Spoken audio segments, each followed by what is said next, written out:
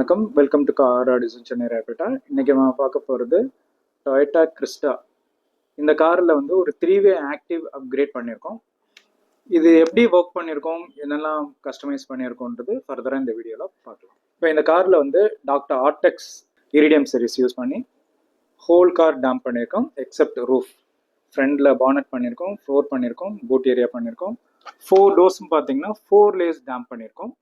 ஃப்ரண்ட்டில் ஆல்பைனோட type R 3-வே component R2-S653 இந்த component வந்து ஆக்டிவ் கான்ஃபிகரேஷன் பண்ணி கொடுத்துருக்கோம்.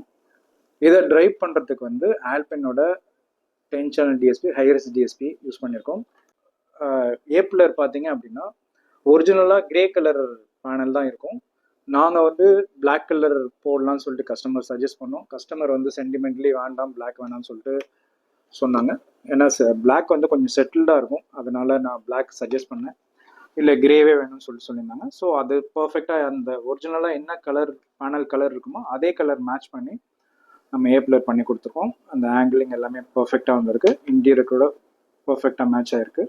அண்ட் தென் ரியர் டோரில் பார்த்தீங்கன்னா டைப் ஆரோட 2-வே காம்பனண்ட் யூஸ் பண்ணியிருக்கோம். ஸோ அதுவுமே அதோட ட்வீட்டர்ஸும் பார்த்தீங்கன்னா பி பில்லரில் கீழே பிஹைண்ட் த சீட் வந்து ஆங்கிள் மவுண்ட் பண்ணி அதை ஃபிக்ஸ் பண்ணியிருக்கோம். இதை ட்ரைவ் பண்ணுறதுக்கு 7 மேகர்ஸோட 5 சேனல் ஆம்ப் CS-1200.5 இந்த ஆம்பிளிஃபையர் வந்து யூஸ் பண்ணியிருக்கோம். இது 4 டோர் ஸ்பீக்கர்ஸும், தட் இஸ் ஃப்ரண்ட்ல மிட் பேஸ், ரியரில் இருக்கிற காம்பனண்ட் ட்ரைவ் பண்ணுறதுக்கு இந்த 5 சேனல் ஆம்ப் யூஸ் பண்ணியிருக்கோம். ப்ளஸ் இந்த சப்வூஃபரை ட்ரைவ் பண்ணுறதுக்கு இந்த 5 சேனல்லேருந்து சிக்னல் எடுத்திருக்கோம். இதை ப்ராசஸ் பண்ணுறதுக்கு ஆல்பைனோட 10 சேனல் ஹைரஸ் டிஎஸ்பி யூஸ் பண்ணியிருக்கோம்.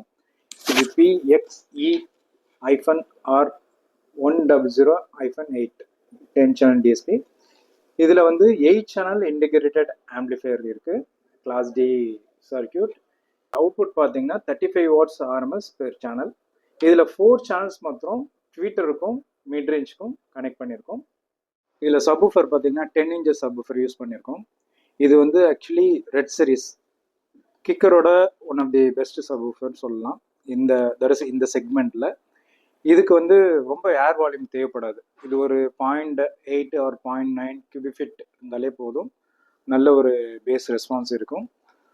கஸ்டமருக்கு வந்து ரொம்ப நல்ல பேஸ் இருக்கணும், ஆனால் எனக்கு ஹெட்ஏக் இருக்கக்கூடாதுன்னு சொல்லிட்டு சொன்னாங்க. அதனால தான் இந்த சப்வூஃபர். இது பார்த்தீங்கன்னா ஒரு 84 ஆர் 85 டெசிபிள்ஸ் தான் இதோட சென்சிட்டிவ் லெவல். ஸோ உங்களுக்கு வந்து பூம் இருக்காது, பேஸ் வந்து நல்ல டைட்டாக இருக்கும்.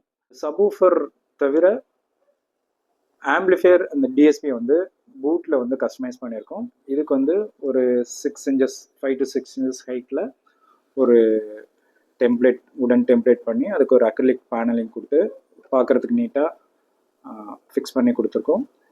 ஸோ இதுக்கு மேலே கூட நீங்கள் லக்கேஜ் வச்சுக்கலாம். பாக்கி லக்கேஜ் வச்சாலும் எதுவுமே இந்த நம்ம ஃபிக்ஸ் பண்ணியிருக்கிறதுல எந்த ப்ராப்ளமும் வராது.